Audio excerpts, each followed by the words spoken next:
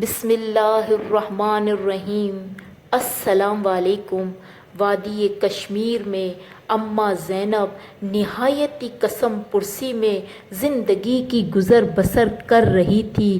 ذرائع آمدن گھر میں سوائے چند مرغیوں کے علاوہ کچھ اور نہ تھا۔ ان مرغیوں کے انڈے فروخت کر کے زندگی کی بنیادی ضروریات بڑی مشکل سے پوری کرتے۔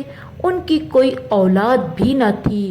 وہ اور ان کا شوہر اس عمر میں مرغیوں کی دیکھ بھال کرتے تھے، مگر اب وہ بہت ضعیف ہو چکے تھے۔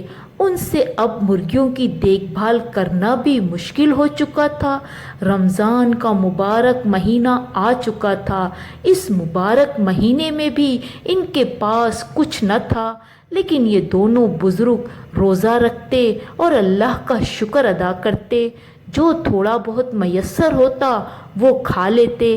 ایک دن روزہ افطار کرتے وقت دعا کر رہے تھے کہ اے اللہ، تو نے جو کچھ ہمیں عطا کیا ہے، تیرا جتنا شکر ادا کروں وہ کم ہے۔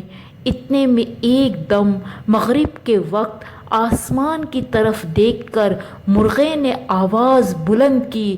اس درد بھری آواز سے فضاؤں میں اڑتی ہوئی ایک پری ذات اس دسترخوان پر آن پہنچی۔ دیکھا تو دسترخوان پر 2 سوکھی روٹی اور پانی کے علاوہ اور کچھ نہ تھا۔ اگلی صبح وہ پری ذات پھر ان کے پاس آئی تو اماں زینب مرغیوں کو دانہ ڈال رہی تھی۔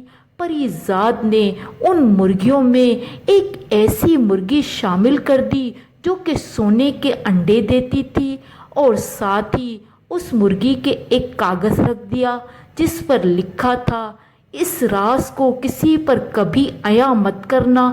اب وہ مرغی روزانہ سونے کے انڈے دیتی، جس سے نہ صرف ان بزرگوں کے حالات بہتر ہوئے، بلکہ یہ دونوں بزرگ گاؤں میں ہر کسی کی مدد بھی کرتے۔ لیکن یہ راز انہوں نے کسی پر عیاں نہ کیا کہ ان کے پاس اتنا پیسہ کہاں سے آتا ہے کہ پورے گاؤں کی کفالت کرتے ہیں۔ یہ ہے افطار کے وقت کی دعا جو کہ نصیب بدل دیتی ہے۔ اگر آپ ہمارے چینل پر نئے ہیں تو پلیز لائک اور سبسکرائب لازمی کیجیے گا تاکہ دلچسپ کہانیاں آپ کو بر وقت ملتی رہیں۔ ملتے ہیں ایک نئی کہانی کے ساتھ۔ اللہ حافظ۔